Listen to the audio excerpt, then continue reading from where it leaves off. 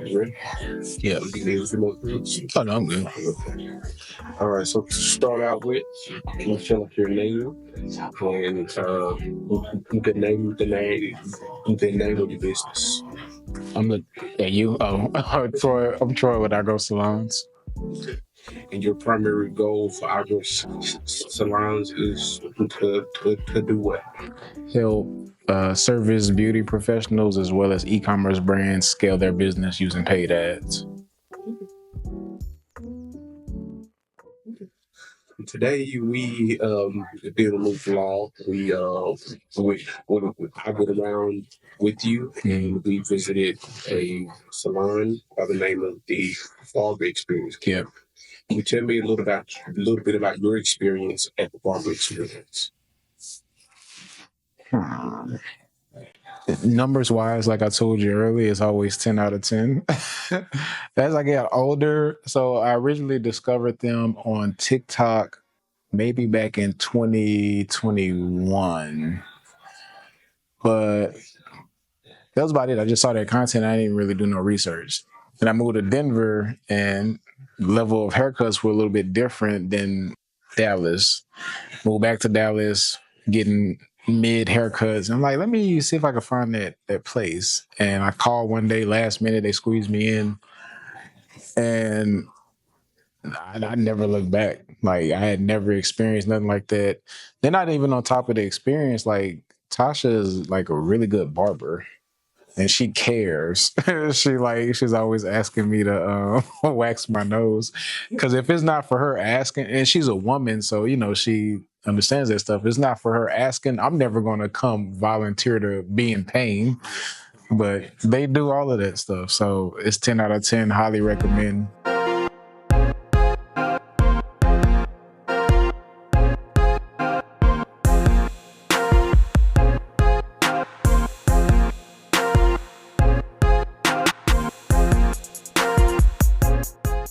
Initially, it was like beard, line up, all of that stuff. Then she hired a braider, or she does locks and all of that stuff. So that's better for me because I can kill two birds with one stone. I don't have to go to multiple places to get my hair done. So it's like a one-stop shop for me. So Thursday, I got my hair taken down, deep condition, clean, all of that stuff. Then I come in, I do a 2-day thing. Then I come in the next day for beard, retwist, then massage. They do pedicure, manicure, all of that stuff.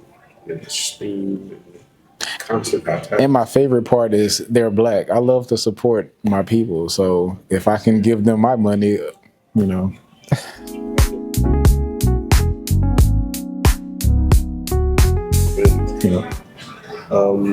So after we left the salon, the next place we went to was to get the car wash. Mm-hmm. So why is having a clean look, a clean presentation, and a clean vehicle important to you? Really just like a state of mind. If I have somewhere to go out, I love getting dressed up, but for the most part, like the stuff I had on today, like that gym wear, like I wear that all day. But like if I get my hair cut, I definitely want to dress up. I'm always gonna get my car clean. Then it's also an opportunity for me to shoot content. So, Hey Troy, if the business owner wanted to spend $100 on ads, what would be the best way to spend that $100? $100 on ads. So if I'm a new business owner, probably no website, no funnel, I only have $100 to my name, and I want to use that on ads, I'm gonna set up messenger or DM ads. Meaning when someone sees my ad and they click on it, it'll open up a conversation in your messenger or your DM. So that's the quickest way for the business owner to be in conversation with the consumer, with the client, without a lot of friction. And if somebody wanted to find you, where could they find you at? Instagram. My main platform is Instagram. YouTube is going to be second. I do have a TikTok, not really active. We have started upping our output on Pinterest, but it's a lot of blog posts. So for those of you that like to read, we got a bunch of blog content on our Pinterest page as well. And those are all I Grow Salons. Haircut, I definitely want to dress up. I'm always going to get my car clean. Then it's also an opportunity for me to shoot content. So to monetize what I just, spent on getting all of this done. But yeah, I think, looking good, boost the confidence. If your confidence boosted, I think you can be more productive. So I think all of that stuff is important. I'm Troy with I Grow Salons. You can follow me on Instagram, Pinterest, YouTube, at I Grow Salons on all channels. And your main purpose is to what? Help beautypreneurs scale their business. Help beautypreneurs scale their business using paid ads. So the next stop after that was the pickleball. Can you explain to me the game of pickleball for all those who don't know what pickleball is? I think pickleball is like tennis and ping pong had a baby. It's like right in the middle. And I think more than anything, what a lot of people don't talk about with pickleball, it's a mental thing. It's like who's the fastest up here before it can like happen in the world. Because it's all about basically pulling strings and forcing someone else to make a mistake so you can, take advantage. So it's a good mental exercise for me on top of obviously exercising your body. Then, like I was telling you, the networking, a lot of those guys are like business owners. So it's just a good overall experience for me. I don't know what else I would be doing like outside of pickleball. But Speaking of networking experience, I noticed you had pretty much almost one partner the entire time. Mm-hmm. Can you tell us your partner's name? His name's Nick. We played together in the league before. We stuck together today because we was like kicking everybody ass. Like we lost that first game bad, but I always do bad first game. But everything after that, we were like pretty much winning. So we were like the two to beat. Y'all was the who's on the who's. Yeah. It was people on the sidelines like didn't even want. I wanted to play y'all. Yeah. I'm gonna take a break. That's see this over there play. That's my favorite thing to say. I'm like, y'all ducking. They're like, I be talking shit. I'm like, well, why every time I come, y'all leaving? They was definitely packing this shit up and taking breaks, water breaks, leaving. So, how do you feel afterwards?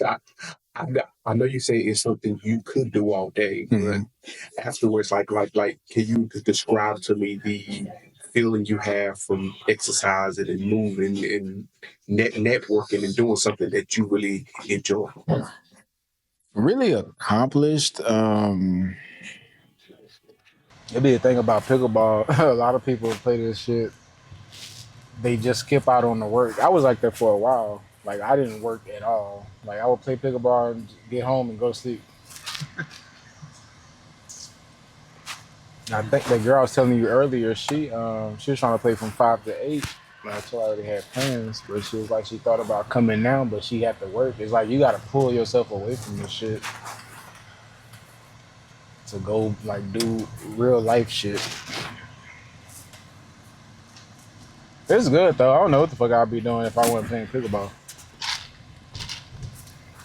I feel bad depending. Like if I'm not active in a day, like I don't go work out or sweat or something, I feel like bad, like like unhealthy or something. But I could feel unhealthy by doing. But it's just like I've done something challenging. Like I went sweat, burn some calories, burn some steam. I don't know if you were paying attention, but like I was returning the ball real hard and deep. And typically if you keep the ball low, somebody's gonna pop it up. And one came and I like damn near knocked the ball out the hole. But that was just like, blowing some steam off. So it's good to like, get that energy. But I feel good now. So you mentioned earlier that when clients deal with you, what's your minimum price? And sorry, your clients have to be doing X, Y, and Z numbers already, right? Only for like e-commerce, like if I need to run a ads to sell products online, they need to be doing at least 10K per month or more. But for like service businesses, there's no real income requirement, just that you have consistent clients. So if they have e-commerce, why is 10K a good number? Typically at 10K, well, 10K with a 1% or better conversion rate, that means you have a proven product, something that people want. I don't too much like dealing with like startups because it's just too much work and they really don't be having budgets anyway. So you had three stylists now. They all say, look, our 3 p.m.s on Tuesdays always open. What advice would you give them to try to book that slot? Probably out for only like a Tuesday only special. I'll hit my email, my text list like, hey, we got open spots on Tuesday. Book today, get 10% off, some shit like that. Ready to go to dinner and get that part out the way. So, what's the plans for dinner? Is there a restaurant that's specific to you, or are you just going somewhere that you found? It's a new spot called Evelyn's.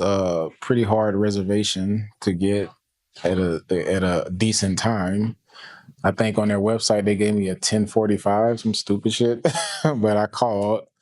Like, y'all know who I am, so they gave me a 7. But it's supposed to be like the hottest, new restaurant in Dallas. Evidence? Yeah.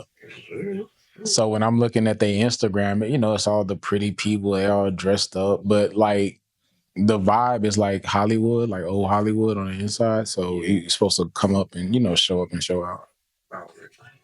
So now we're going to swing it back to business a little bit. So if salon owners could spend the day with you, what if salon owners spent the day with you today? What's the one thing that you believe that they would have took away from your words? Probably do more. I'm always going to stress that awareness. A lot of people discount how many people need to know you, how many people you need to reach in a month, in a week to net what you're trying to net. And the number is large. So once people get an understanding of that, then they get an understanding of the amount of work or efforts they need to put in to get these goals that they're trying to hit. Like, it was a chick, she's been like off and on with my business for a while, but she posted a picture and she had a product on Twitter. It had 8 million views. 8 million views netted her $10,000 in sales. And 8 million views netted her 40,000 visitors, then $10,000 in sales. So that kind of puts in perspective, you need to reach a lot of people to make the type of money that people are trying to make. So now, I know we spoke a lot about the math of the conversion rate. So with 8 million people looking, her conversion rate was shit. Yeah. That's not. Because she told me she didn't give me full context when she was on the webinar, but I did the math. Her conversion rate was like a 0.00016. But it's because the traffic was viral traffic. Viral traffic is shit traffic. But the sheer numbers of 43,000 visitors, somebody got to buy something. I'm like, I'm leaving here with something. You know what I mean? So that's how that works. So using her as an example, what would be a strategy that you would give her ad-wise to convert some of those 8 million to a higher number? So it wouldn't be the 8. So what she should have done was put a pixel. A pixel tracks what people do once they're on your site. She should have pixeled that site before she did anything. Now Facebook at least know who's buying. Then when you set up your ads, you can tell Facebook, hey, go find me buyers. The same people that pull out that credit card, go find me more of them. And that content that went viral, if it's useful, because I think maybe she probably showed a vagina or something. If she did not, then she could take that same piece of content that's already proven organic viral and run that as an ad. And she gonna get the same pretty much results.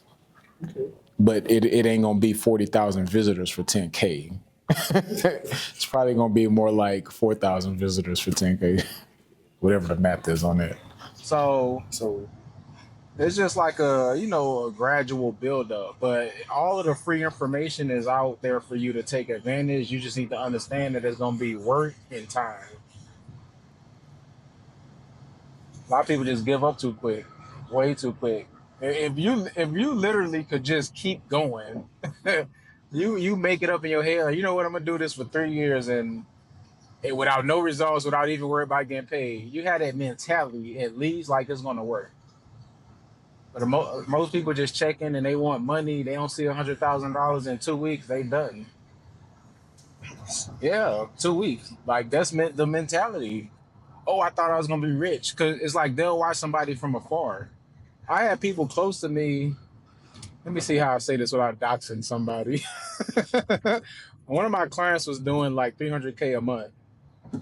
And they're like, you know what? I could do that. They just was under the impression the business was so simple. And it really was. But by them only focus on money, by the time it came from their lunch, like do the hard work, they quit.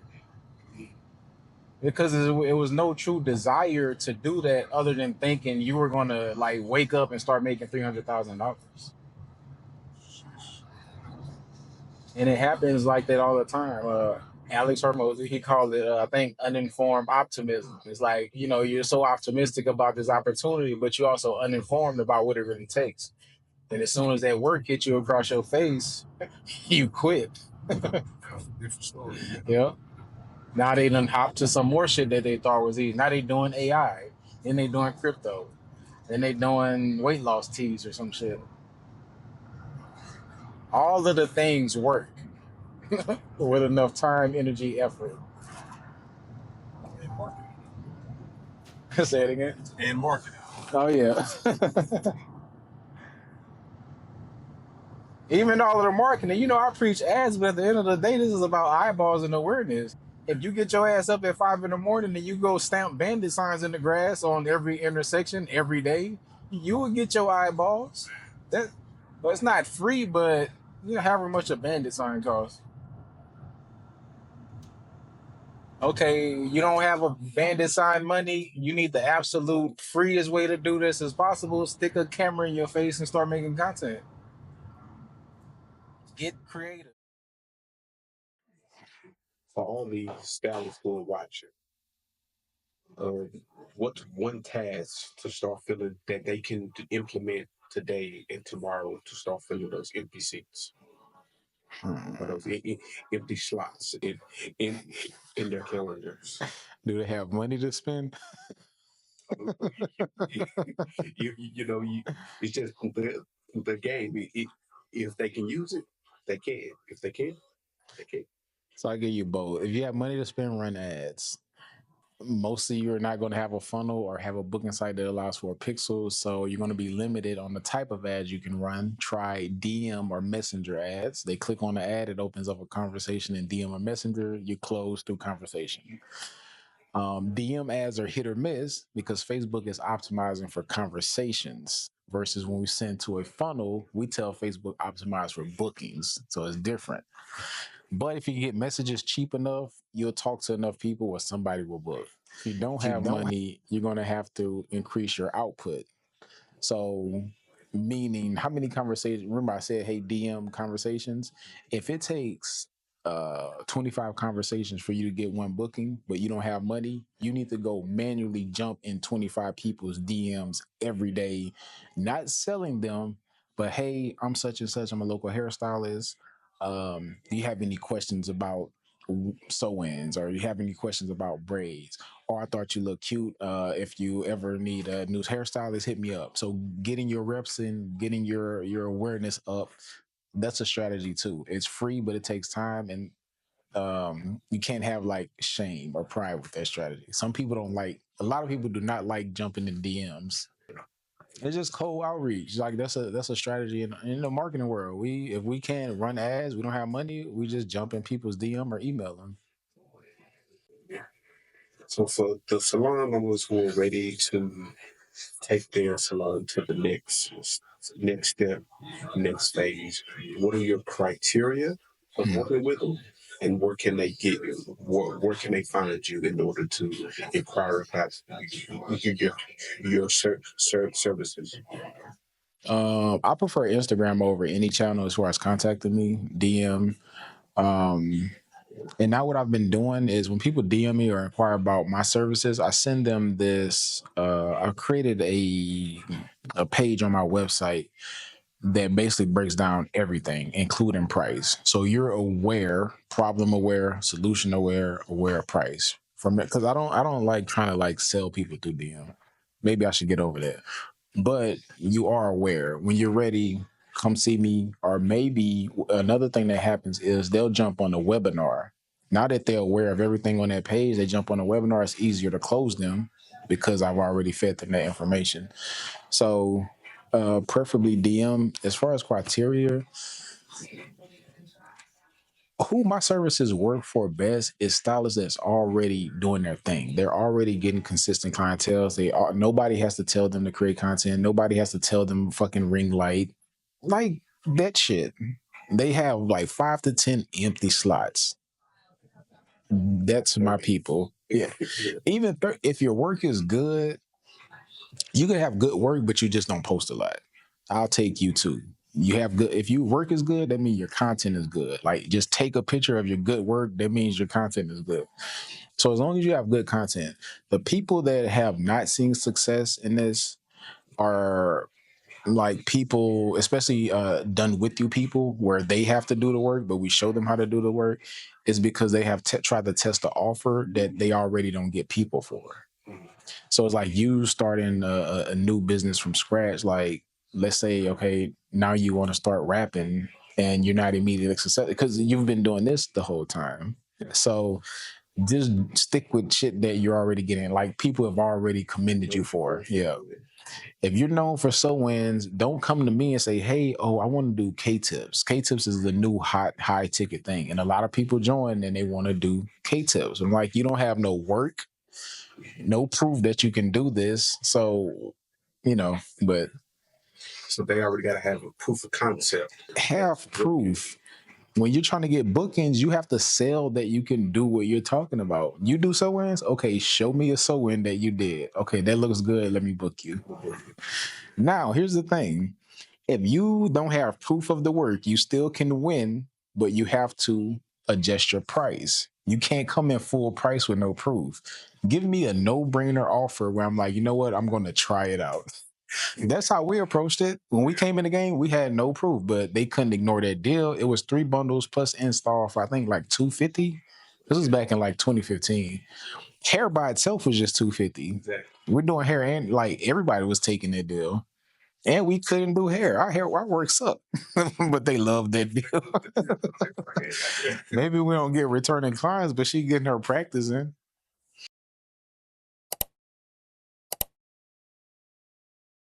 Money is the best filter. It'll cut out a whole lot of people. It's not like that I go there for that. But like I've seen like Shaq up there with my own eyes, and Dirk's been up there, Romo, some other like specific at Frisco location. Yeah. But at least I know, it's not gonna be no foolishness, and it's gonna be pretty chill. Then the Lifetimes now are being built with workspaces and bars, so it's becoming more like a in between country club for people that may not want to foot I don't know, $50,000 per year bill for a country club. It's like the right in between. Do you golf too? Nah,